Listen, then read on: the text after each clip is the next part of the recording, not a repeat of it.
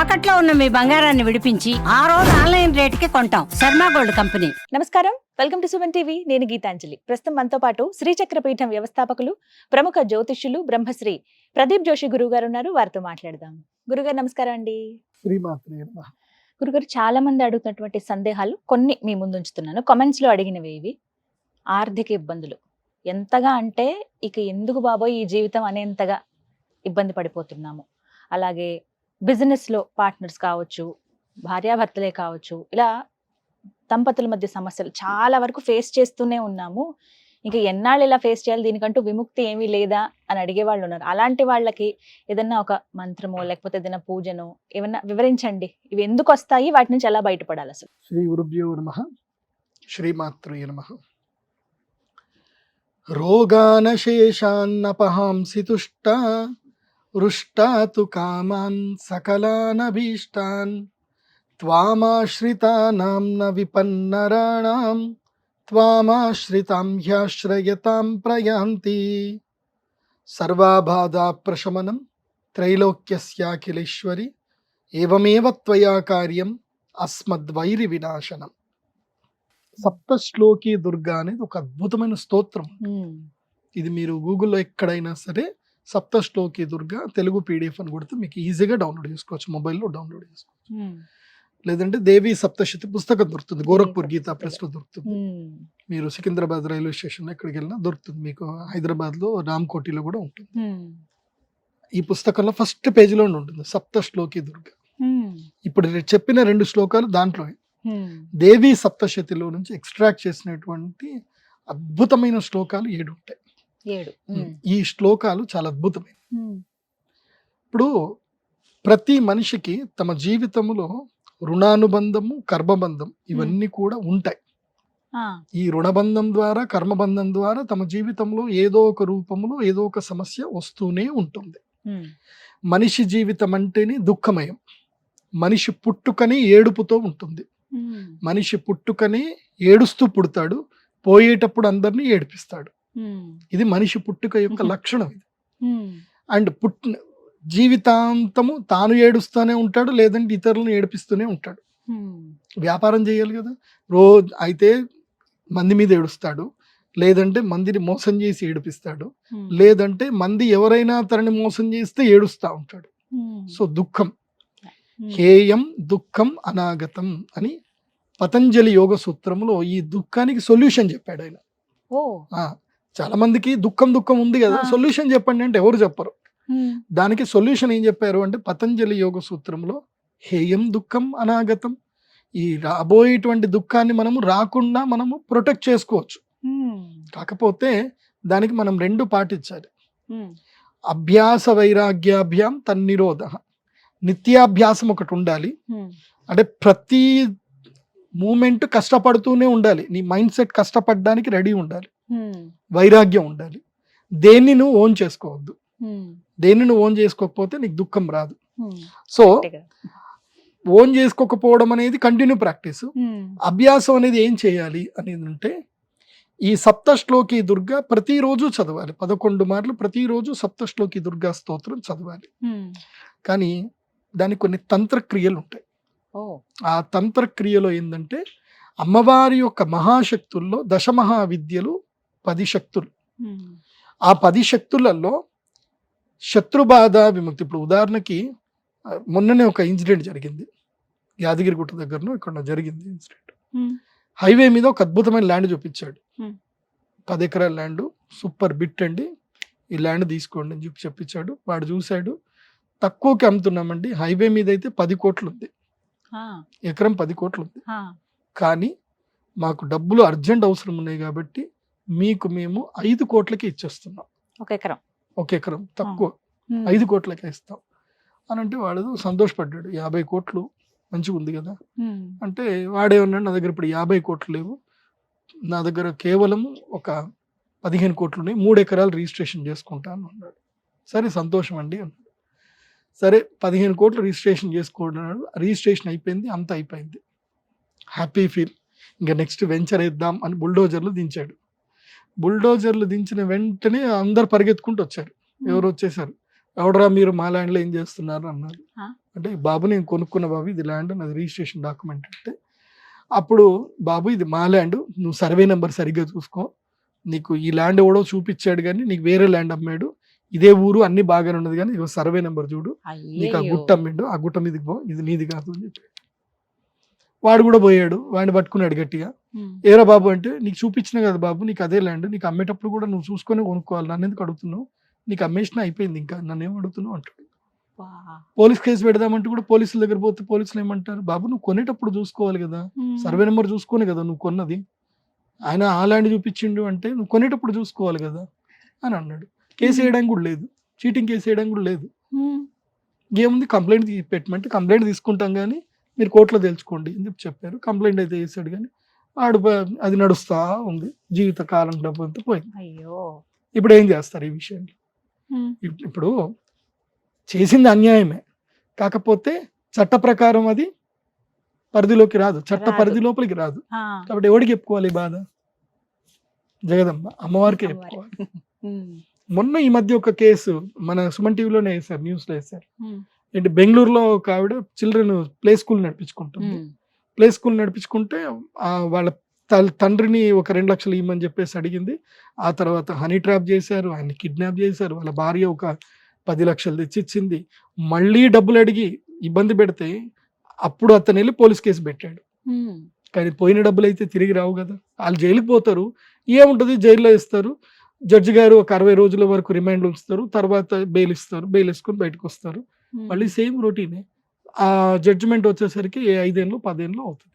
ఉమ్. So అప్పట్లోపల వీళ్ళు ఇంకెంతమందినైనా మోసం చేయొచ్చు ఇప్పటికి ఎంతమందిని మోసం చేస్తారో తెలియదు. కొంతమంది కంప్లైంట్ చేయడానికి భయపడతారు ఎందుకోసం అంటే పరువు పోతుంది అని చెప్పి.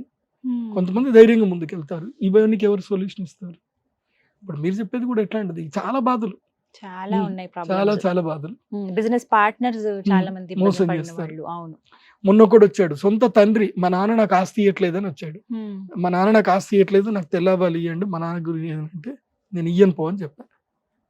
ఉమ్. మీ నాన్న నీకు ఆస్తి ఇవ్వకపోతే నువ్వు మీ నాన్నకి ప్రేమగా నువ్వు లేవు. ఏ తండ్రి కూడా తన కొడుకుని ద్వేషించడు. తల్లిదండ్రులు సహజంగా పిల్లల్ని ద్వేషించరు. ఉమ్.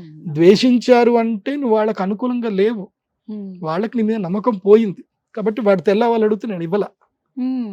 నేను యాగం చేస్తానంటే నీ చేయని పో అని చెప్పా. ఎందుకు ఉమ్. నువ్వు ధర్మబద్ధంగా లేవు అధర్మంగా ఉన్నోడికి నేను చెప్పను. ఉమ్. అందుకే తల్లిదండ్రులు. నేను ఏం చెప్తాను అంటే మీ అందరికి ఎందుకు ఇవన్నీ చెప్తున్నాను అంటే ఇలాంటి క్రైమ్స్ ఎక్కువైపోతున్నాయి. నిజం. క్రైమ్ కి సొల్యూషన్ పోలీసుల దగ్గరికి వెళ్తే దొరుకుతుంది కానీ it's justice is getting delay. Um. Solution తప్పకుండా భారత న్యాయశాస్త్రంలో దొరుకుతుంది. ఉమ్. మీ దగ్గర ఎవిడెన్స్ ఉన్నప్పుడు అన్ని ఉన్నప్పుడు దొరుకుతాయి కానీ భయపడద్దు. బట్ దీని నుంచి మీరు రికవర్ అవ్వాలి తొందరగా రికవర్ అవ్వాలి అమ్మ అనుగ్రహం కలగాలి అని అంటే దశమహావిద్య అందులోపల బగలాముఖి ఒక్కటే మీరు చేయాల్సింది. ఓ. మేము ప్రతి అమావాస్య రోజు శ్రీచక్రపీఠంలో బగలాముఖి యాగం చేస్తాం. ఉమ్. కాకపోతే ప్రతి బగలాముఖికి నేను అటెండ్ అవ్వను నేను ఉండను. అక్షయ తృతీయ రోజు మాత్రం ఒక ఆపర్చునిటీ ఇస్తాను మీ అందరికి మీరు ఒకరు రావాలి అనుకుంటే. ఉమ్. ఏంటంటే దెర్ ఆర్ మెనీ సొల్యూషన్స్. ఒకటి ఫస్ట్ మీకు ఏదైనా శత్రుబాధ ఉంది ఇట్లాగే ల్యాండ్లు డిస్ప్యూట్లు మోసపోయారు శత్రుబాధలు దుఃఖం ఉంది అంటే అన్యాయము ఈ చట్టం వదిలేసేయండి అన్యాయం జరిగింది ఉమ్. కాకపోతే మీరు చట్టబద్ధంగా రూపం చేసుకోలేకపోతున్నారు చట్టప్రకంగా కూడా అది అన్యాయం జరిగింది అధర్మం జరిగింది నా దగ్గరికి రండి. ఉమ్. వచ్చేటప్పుడు తెల్ల ఆవాలు తీసుకొని రావాలి అమ్మవారికి 3 కిలోల బెల్లం ఇవ్వాలి ఉమ్. కిలో తెల్ల ఆవాలు ఇవ్వాలి తర్వాత 1 కిలో నల్ల నువ్వులు నల్ల ఈ 3 తీసుకొని రావాలి. 3 మా శ్రీచక్రపీఠంలో అక్కడ పెడతారు డ్రమ్ములు పెడతారు ఈ డ్రమ్ముల్లో అవన్నీ వేసేయాలి. ఉమ్. వేసి నా దగ్గరకు వచ్చి అడిగినప్పుడు నేను మీకు తెల్ల ఆవాలు మంత్రించిన తెల్ల ఆవాలు నేను మీకు ఇస్తాను. ఉమ్. ఈ తెల్ల ఆవాలు ఏం చేయాలి అని అంటే ఉమ్. ఆరుద్ర నక్షత్రము రోజున ఉమ్. మళ్ళీ చెప్తున్నాను ఆరుద్ర నక్షత్రం మీకు హిందూ క్యాలెండర్ అని ఒక యాప్ ఉంటుంది అందులోపల మీరు వెతుక్కుంటే ఆరుద్ర నక్షత్రం క్యాలెండర్లో కూడా నక్షత్రం ఉంటుంది పంచాంగంలో కూడా ఉంటుంది. ఉమ్. ఆరుద్ర నక్షత్రం ఏ రోజు అయితే ఉందో ఆ రోజు అది ఉదయ వేళల్లో ఉండని సాయంత్రం వేళలో ఉండని ఆరుద్ర నక్షత్రం మీరు పూజ చేసుకునే టైంకి ఉండాలి. ఉమ్. ఆరుద్ర నక్షత్రం రోజున ఇంటి బయట అయితే మీ ఇంటి పైన కావచ్చు ఇంట్లో మాత్రం చేయకూడదు ఇది ఉమ్. ఇంటి బయట కానీ మీ పొలంలో కానీ లేదంటే ఎక్కడైనా టెంపుల్ దగ్గర కానీ ప్రైవసీ ప్లేస్ మీకుంటూ ఒక ప్రైవసీ ప్లేస్ ఉమ్. ఒక ప్లేస్ అయితే పవర్ఫుల్ ప్లేస్ ఉంటుంది. అదేంటంటే రావి చెట్టు కింద అయితే పవర్ఫుల్ ప్లేస్. రావి చెట్టు కానీ, మర్రి చెట్టు కానీ, మేడి చెట్టు కానీ, ఈ 3 చెట్ల కింద ఆ చెట్టు నీడలో చేస్తే పవర్ఫుల్. సో నేనిచ్చే తెల్ల ఆవాలు, మిగతా తెల్ల ఆవాలు 1 కిలో తెల్ల ఆవాలు కలుపుకోవాలి. మంత్రి ఇచ్చిన తెల్ల ఆవాలు ఇస్తాను, అవి కలుపుకొని ఆ తెల్ల ఆవాలు ఒక గిన్నెలో, ఒక ప్లేట్లో కానీ గిన్నెలో వేసుకొని తూర్పుకి అభిముఖంగా కూర్చొని, తూర్పుకి అంటే మీకు మీ యొక్క ఎట్లా అంటే మీకు విపరీతమైన దుఃఖం ఉంది, అది వాళ్ళు మీ ఫ్యామిలీ మెంబర్స్ కారు, బయట వాళ్ళు, దక్షిణం వైపు ముఖం చేయండి. ఫ్యామిలీ మెంబర్సే. అలా అతి కష్టం కాకుండా వాళ్ళకి తెలిసి, అంటే సింపుల్ వేలో అవ్వాలి. లైక్ డాక్టర్ సర్జరీ చేసినట్టు జరగాలి, ఊచకోత కాకుండా డాక్టర్ సర్జరీ చేసినట్టు జరగాలంటే తూర్పుకు ముఖం చేయాలి. సో మీ దుఃఖం ఎట్లుందో దానికి మీరు డిసైడ్ చేయండి ఏ దిక్కు కూర్చుంటారు. సో అభిముఖం చేసి కూర్చొని దోసిట్లో ఆ ప్లేట్లో ఆ తెల్ల ఆవాలు పట్టుకొని కూర్చోవాలి. కూర్చొని మామూలుగా సుఖాసనంలో లేదా పద్మాసనంలో, లేదంటే సుఖాసనంలో కూర్చున్నా చాలు, కూర్చొని మీ చేతితోటి నిమురుతూ, అంటే దీన్ని అభిమంత్రణం అంటారు. అభిమంత్రణం అంటే ఇట్లా ఉంటుంది. అమ్మవారి యొక్క మంత్రం ఒకటి ఉంటుంది. ఏంటి? సర్వాబాధ ప్రశమనం, ఇట్లా పట్టుకోవాలి. సర్వాబాధ ప్రశమనం త్రైలోక్యస్యాఖిలేశ్వరి ఏవమేవ త్వయా కార్యం అస్మద్వైరి వినాశనం అనాలి. ఇట్లా గాలి వదలు అనాలి. మళ్ళీ తెల్లవలు వదలాలి. మళ్ళీ తీసుకోవాలి. ఇదే మంత్రం చదువుతూ 108 సార్లు ఈ మంత్రం చదవాలి. అంటే ఈ మంత్రం మీరు మళ్ళీ రికార్డ్ చేసుకొని ఈ మంత్రం చేతిలో రాసుకోండి. సర్వాబాధ ప్రశమనం త్రైలోక్యస్యాఖిలేశ్వరి ఏవమేవ త్వయా కార్యం అస్మద్వైరి వినాశనం అనాలి. తర్వాత ఇది 108 సార్లు అన్న తర్వాత మళ్ళీ ఇంకొక మంత్రం ఉంటుంది. ఇది కొంచెం కఠినమే కానీ చేసుకోవాలి. పెద్ద ప్రాసెస్. తర్వాత ఇంకో మంత్రం ఉంటుంది. ఏంటి? మళ్ళీ తీసుకోవాలి. విదేహి ద్విషతాం నాశం విదేహి బలముచ్చకై రూపం దేహి జయం దేహి యశో దేహి ద్విషోజయి అనాలి. మళ్ళీ వదిలేయాలి. మళ్ళీ తీసుకోవాలి. విదేహి ద్విషతాం నాశం విదేహి బలముచ్చకై రూపం దేహి జయం దేహి యశో దేహి ద్విషోజయి. ఇది 108 సార్లు చదవాలి. ఈ 2 ప్రాసెస్ 108 సార్లు చేసేసరికి 1.5-2 గంటలు అవుతుంది. ఇప్పుడు ఈ తెల్ల ఆవాలు మంత్రభూయిష్టం అవుతాయి. మునుపు తెల్ల ఆవాలు వేరు, ఇది మంత్రభూయిష్టం. ఇది కాకపోతే దీంట్లో గురువు ఆజ్ఞ కావాలి కదా. నేనిచ్చిన తెల్ల ఆవాలు కలిపితేనే ఇది గురుముఖత అవుతుంది, లేకపోతే నీ సొంత పైత్యం. ఇప్పుడు ఏం చేయాలి గురువు? చెప్తాను. తర్వాత ఏం చేయాలంటే, ఈ నిప్పు కణికలు ఉంటాయి కదా, బొగ్గు నిప్పు కణికలు ఉంటాయి. ఈ నిప్పు కణికలను ఒక దగ్గర పేర్చుకోవాలి. లేదంటే ఆ చెట్టు కిందనే దొరుకుతాయి, లేదంటే మీరు చెట్టు పుల్లలనే తెచ్చుకోవాలి. ఒక మూకుడు లాంటిది ఏదైనా, ఇనుప మూకుడు లాంటిది ఏదైనా రెడీ చేసుకోవాలి. అందులోపల నిప్పు కణికలు వేసి నిప్పును వెలిగించుకోవాలి. నిప్పు కణికలు ఉంటాయి, దాన్ని నిప్పులు అంటారు. సో లేదంటే ఏదైనా కర్రలు అప్పుడే వెలిగించండి. అవి అగ్నిలో వేయకూడదు, ఇది గుర్తుపెట్టుకోండి. అగ్నిలో వేయకూడదు, నిప్పు కణికల్లో వేయాలి. ఇట్లా అగ్ని వచ్చినప్పుడు వేయకూడదు. నిప్పు ఉండాలి, నిప్పు మాత్రమే ఉండాలి. ఎర్రగా నిప్పు కణికలు ఉంటాయి.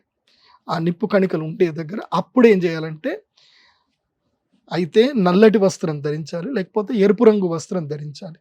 చీర గాని ధోతి గాని కట్టుకోవాలి, ప్యాంట్ అది వేసుకోకూడదు. స్క్వాట్ లో కూర్చోవాలి. స్క్వాట్ అంటే ఏంటి? మామూలుగా ఇలా కూర్చోవాలి, కాళ్ళ మీదనే స్క్వాట్ కూర్చోవాలి. దీన్ని ఏమంటారు అంటే ఉత్కటాసనము అంటారు.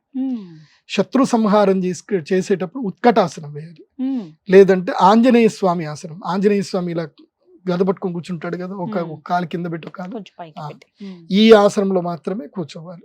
కూర్చొని ఇప్పుడు ఆ తెల్ల ఆవాలు ఏం చేయాలంటే సరసోకి తేల్ అంటారు. అంటే ఆవాల నూనె కానీ, లేదంటే ఆవు నెయ్యి కానీ, బర్రె నెయ్యి కానీ ఏదైనా కలపండి, దోషం లేదు. తెల్ల ఆవాల్లో కలపాలి.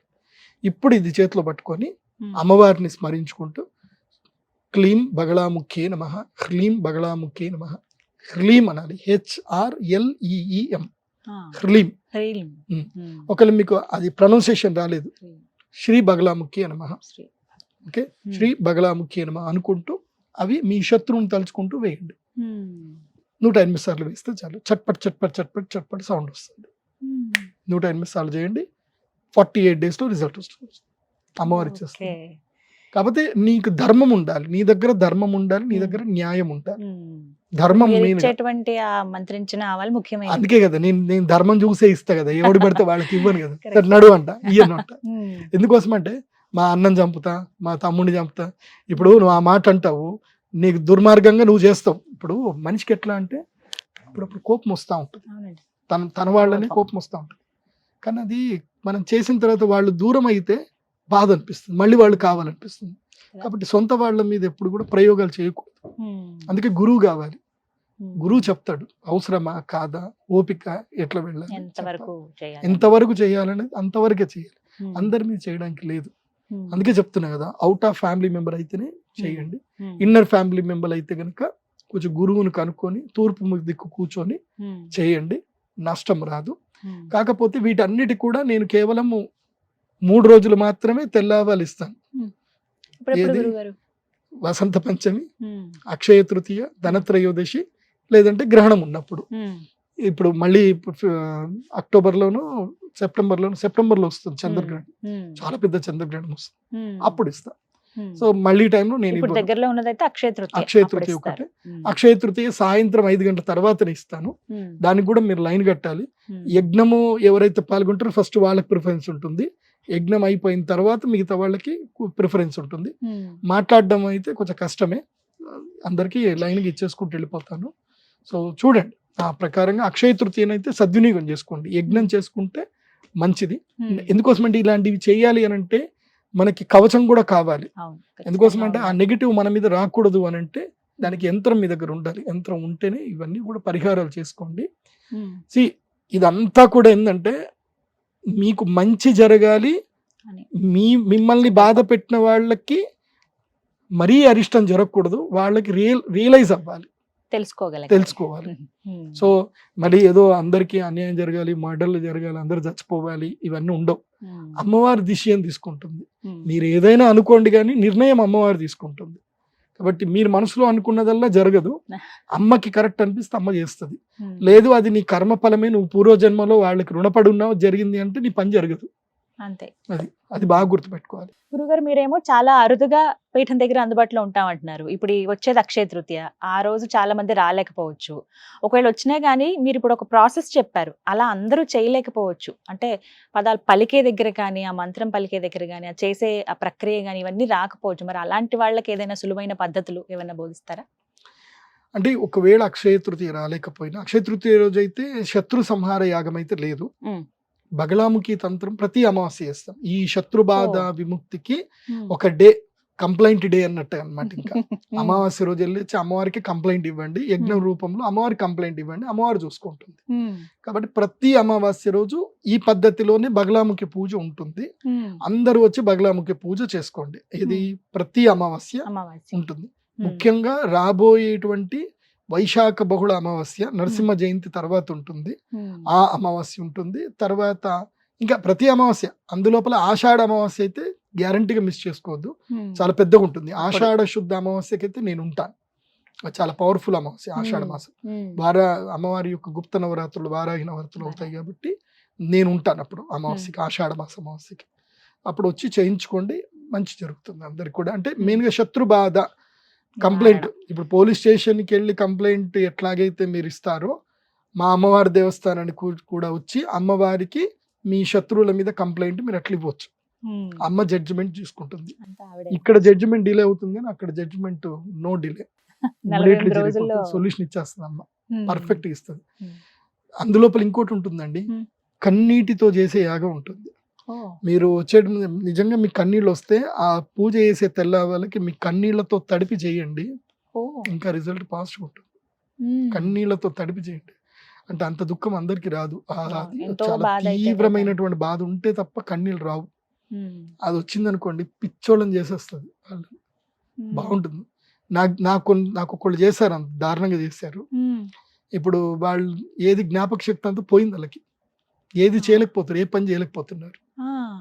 నా జీవితాన్ని నాశనం చేద్దామని ప్రయత్నం చేశారు, నా కన్నీళ్ళు వచ్చాయి, ఆ కన్నీళ్లతోటి ఈ యాగం చేశారు, బ్రెయిన్ దొబ్బింది.